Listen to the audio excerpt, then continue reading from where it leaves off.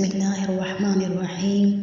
السلام علیکم سامعین، سیرت النبی صلی اللہ علیہ وسلم کے حوالے سے پچھلی ویڈیو میں ہم نے دیکھا کہ حضرت محمد صلی اللہ علیہ وسلم حضرت خدیجہ کا مال تجارت ملک شام لے کر گئے اور پہلے کی نسبت دگنا منافع ہوا تھا۔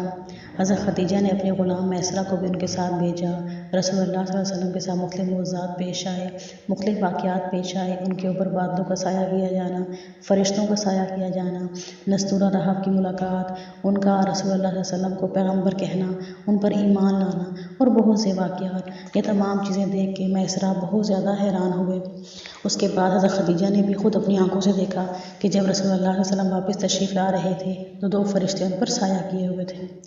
حضرت خدیجہ رضی اللہ عنہا نے میسرہ سے کہا، میں نے ان پر دو فرشتوں کو سایہ کرتے ہوئے دیکھا ہے، کیا تم نے بھی کوئی ایسا منظر دیکھا ہے؟ جواب میں میسرہ نے کہا، میں تو یہ منظر اس وقت سے دیکھ رہا ہوں جب قافلہ یہاں سے شام جانے کے لیے روانہ ہوا تھا۔ اس کے بعد میسرہ نے نستورہ سے ملاقات کا حال سنایا، دوسرے آدمی نے جو کہا تھا وہ بھی بتایا جس نے لات اور عزیٰ کی قسم کھانے کے لیے کہا تھا، پھر اونٹوں والا واقعہ بتایا۔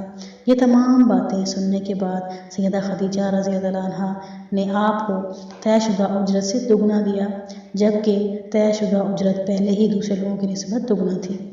ان تمام باتوں سے حضرت خدیجہ رضی اللہ تعالیٰ عنہا بہت حیران ہوئی۔ اب وہ اپنے چچا زاد بھائی ورقہ بن نوفل سے ملی۔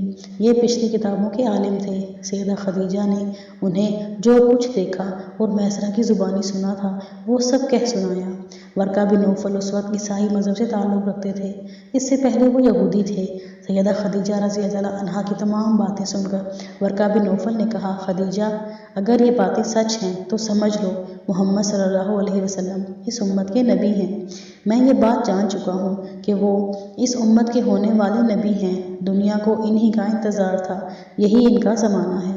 یہاں یہ بات بھی واضح ہو جائے کہ نبی اکرم صلی اللہ علیہ وسلم نے سیدہ خدیجہ رضی اللہ تعالیٰ عنہا کے لیے تجارتی سفر صرف ایک بار ہی نہیں کیا، چند سفر اور بھی کیے۔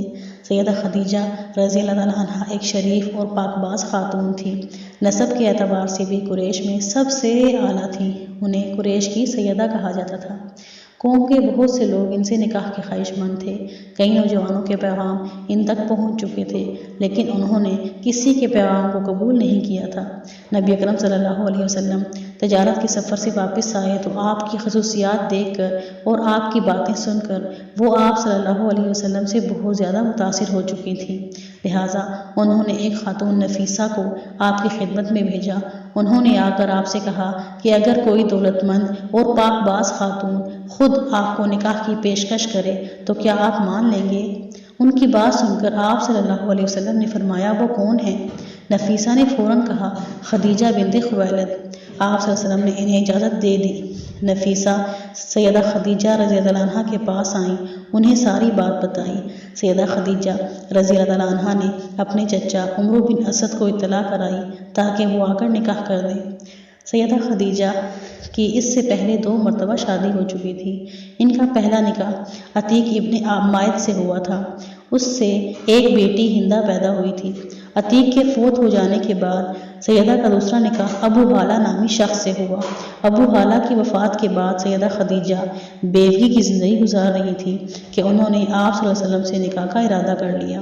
اس وقت سیدہ کی عمر 40 سال کے لگ بھگ تھی۔